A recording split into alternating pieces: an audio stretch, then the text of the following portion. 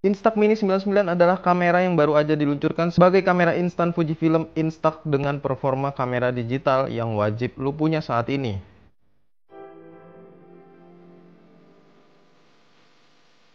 Instacam.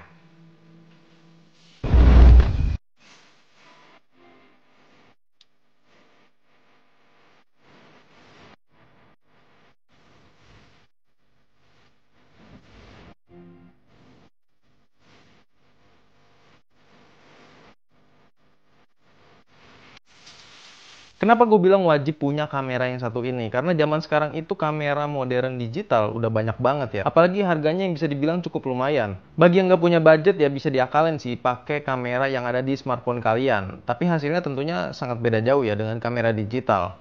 Beda dengan kamera instan yang satu ini, tentunya punya keunikan apalagi kalau bukan paper filmnya. Konsepnya sih retro tapi pakai teknologi yang cukup modern. Bisa dibilang sih kayak gitu ya. Dan ini cuma bisa dilakukan sama kamera-kamera instan khususnya Instax Mini 99 ini.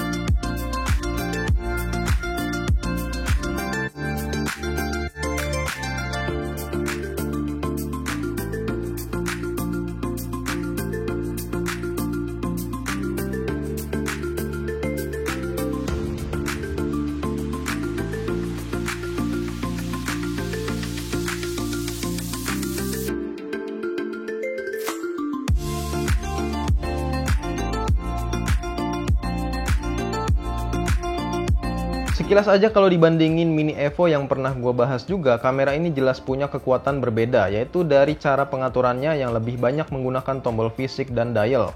Sementara layar untuk preview hasilnya itu belum tersedia, beda dengan Mini Evo yang udah built-in dengan layar besar. Nah untuk harganya sendiri, Instax Mini 99 ini sama kayak Instax Mini Evo dulu pertama kali keluar, yaitu 2,999 juta. Bodinya sendiri cukup besar dan agak tebal karena punya lensa juga di bagian depannya yang bisa keluar kalau dinyalain. Yang cukup menarik perhatian adanya beberapa dial dan tombol di kamera ini dengan fungsinya masing-masing. Selain tombol shutter di depan, terdapat juga dial brightness yang bisa diatur dari light plus hingga dark minus. Jadi kita nggak lagi atur segitiga exposure-nya ya, karena bakal otomatis disesuaikan. Tinggal pilih aja nih dari dial ini mau yang terang atau gelapnya. Terus di sebelahnya lagi ada dial buat atur color effect yang pilihannya ini cukup beragam. Ada light leak, sepia, soft magenta, light blue, warm tone, faded green, dan tentunya normal. Banyak kan pilihannya. Nah, efek ini terbuat karena adanya lampu LED berwarna di bagian dalamnya ya. Deket sih tempat filmnya. Bukan cuma itu aja, di bagian belakangnya ada layar kecil yang memanjang buat preview baterai dan settingan lainnya. Gak apa-apa lah ya, masih dikasih layar walaupun kecil. Dan di atas layar ada 3 tombol lagi kayak buat atur modenya. Karena pilihan modenya ini juga cukup banyak, ada bulb, double exposure, indoor, sport, macro, ataupun landscape mode. Terus ada juga tombol self timer dan satu lagi buat flash otomatis. Nah ini nih yang penting karena di kamera Instax terdahulu itu kita bakal otomatis pakai flash, jadi nggak bisa diaturkan ya, nggak enak banget. Kalau buat gue sih emang nggak enak ya karena jarang banget pakai flash, bahkan hampir nggak pernah karena selalu manfaatin cahaya alami aja biar kelihatan natural. Kalau dilihat dari orientasinya, kamera ini emang diperuntukkan buat penggunaan vertikal ya, sama kayak Mini Evo, tapi kalian kalau mau foto horizontal juga bisa, nggak masalah. Nanti hasil cetakannya bakal ngikutin kok. Enaknya lagi di kamera ini udah dikasih viewfinder, jadi kalau lagi motret di terik matahari bakal lebih kebantu. Selanjutnya ada mode vignette yang bisa kita atur secara manual dengan menggeser switch di bagian depan lensanya ini. Nah, pas digeser ini akan membuat penutup lensanya keluar atau kebuka.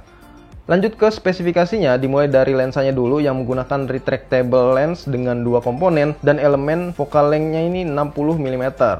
Dengan jarak focal length segitu, jarak ideal pemotretannya itu sekitar 3 meter atau kalau pindah ke mode makro bisa lebih dekat hingga jarak 30 cm aja. Sistem shutternya sendiri terdiri dari ISO 800 dengan speed 1/8 sampai 1/400 detik. Menggunakan film yang jenis mini film yang ketika kita foto hasilnya bakal jadi setelah 10 detikan ya. prosesnya, tapi tergantung suhunya juga nih si kameranya. Bisa lebih cepat ataupun lebih lambat juga.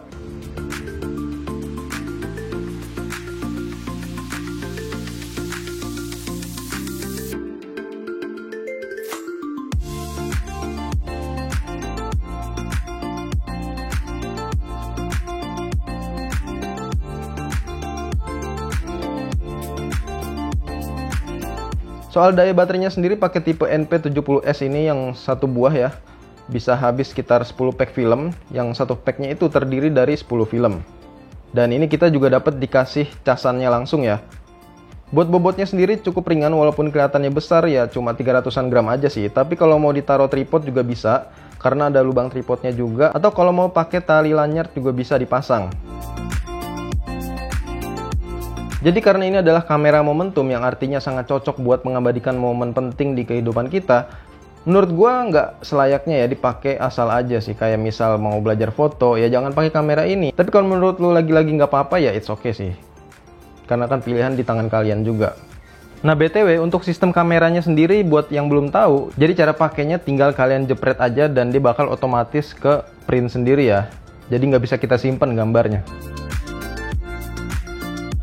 Dengan harga hampir 3 juta dan ditambah lagi harga paper filmnya itu yang cukup lumayan, bisa dibilang ya ratusan ribu lah.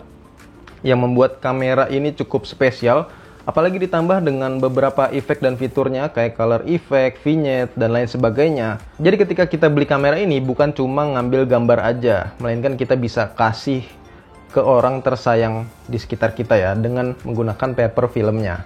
Oke, sekian dan terima kasih.